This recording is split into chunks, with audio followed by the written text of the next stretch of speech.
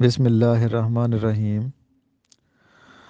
درست تلفظ، الفاظ و معنی، تراکیب، محاورات اور ضرب الامثال۔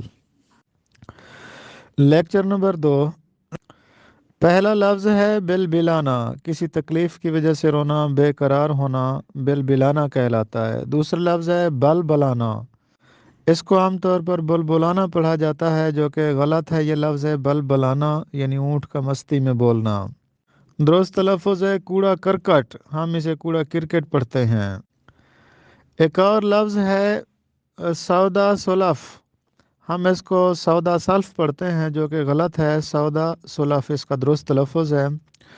ایک لفظ کلی، یہ فیڈرل پبلک سروس کمیشن میں بھی سوال پوچھا گیا تھا کہ کلی اسم مذکر ہے یا مؤنث، تو یہ مؤنث ہے اور درست تلفظ ہے کلی۔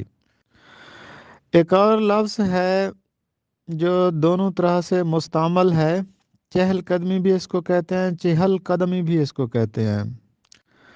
اخراجات، یہ درست تلفظ اخراجات ہے، الف کے نیچے زیر لگا ہے، ہم اس کو زبر کے ساتھ پڑھتے ہیں، اخراجات پڑھتے ہیں جو کہ غلط ہے۔ درست تلفظ ہے اخراجات۔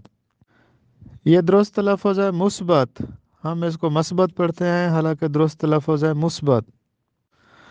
ایک اور لفظ ہے جو دونوں طرح سے مستعمل ہے، وہ ہے عید الضحیٰ اور عید الاضحیٰ، یہ دونوں طرح سے مستعمل ہے۔